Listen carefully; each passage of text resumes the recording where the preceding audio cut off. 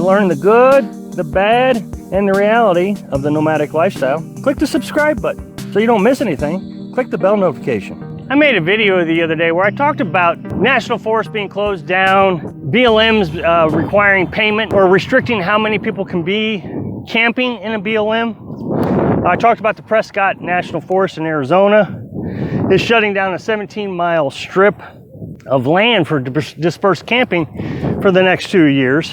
There's a BLM in Utah that is going to start charging to disperse camp there, as well as I've already reported many times, one of the BLMs that we stayed at, which I think is regulated by the same office that is going to start charging, they only allowed 55 spots. Then I talked about the Moab National Park. I think they're doing away with, from what I can understand, all dispersed camping, and they're going to develop several campgrounds for $20 a night.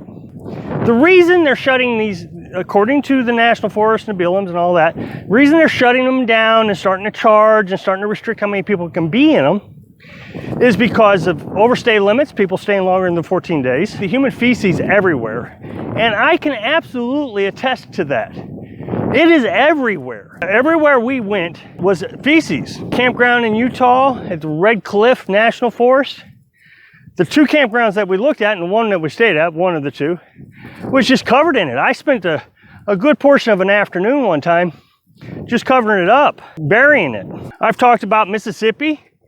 The DeSoto National Forest has signs hanging all over the place saying that they're proposing fees for the next year. I suspect by the time we get back there, they'll either have it shut down or they'll start charging. And the reason I say they'll either have it shut down or start charging is because the same thing happened in Florida.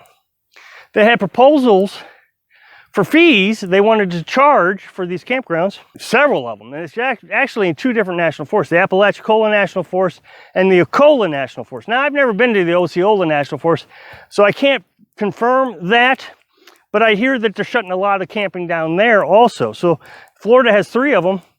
And so what happens if the proposal to charge doesn't pass?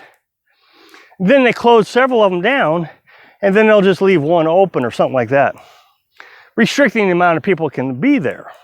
Well, what's happening, from what I can tell, is what Gene on the road said to me. Let's say there's 50 people in a place that normally camp in an area.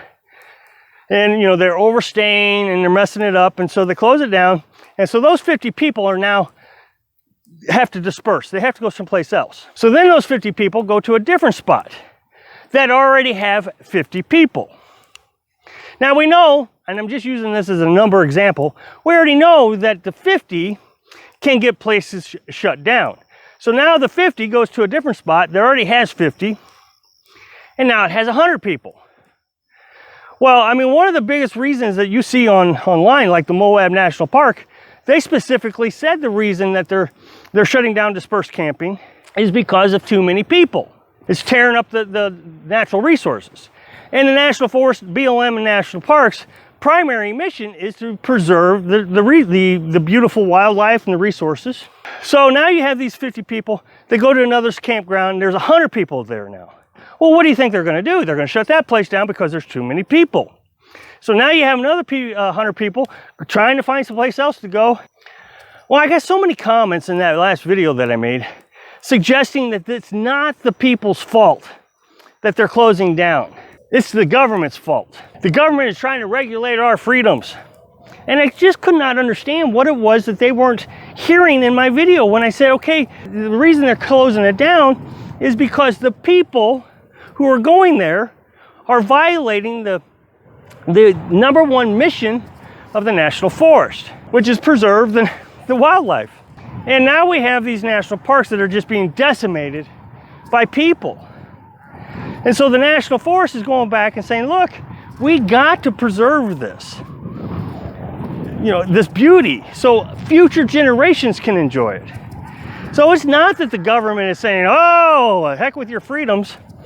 And I tell you, as many people as I saw talk about how staying in public lands is their right, their constitutional right, yet none of them can actually give me an article in the Constitution that says that. Today I just saw a post on Facebook that clearly explains what I'm talking about. Somebody actually quoted the Fourth Amendment of the Constitution as the reason is he had a right to be there. So once again, I pulled up the Fourth Amendment and it clearly talked about being secure in your possessions.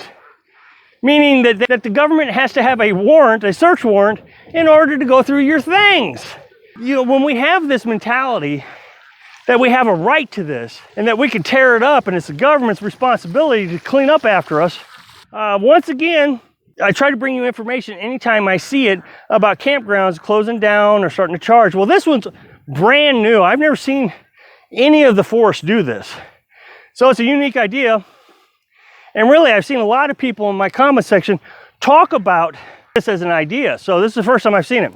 But it looks like they're going to start monitoring people who are in the national forest. The Dutch Chutes and the Willamette National Forest in Oregon is having problems with people going to the bathroom near a lake called No Name Lake. Toilet paper laying around, just all the standard stuff, just the nastiness. And I can imagine what it's like because I've already dealt with it in Utah and Arizona. So what they're going to start doing, and I tell you, this is complicated. So complicated that if I wanted to go camp there, I wouldn't because it's just too complicated to figure out.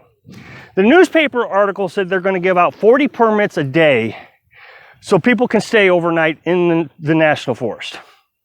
And I'm not sure if it's both the national forest or just one of the national forests. I don't know. That's how complicated it is. But I did find another newspaper article, and I don't even know how you apply for a permit.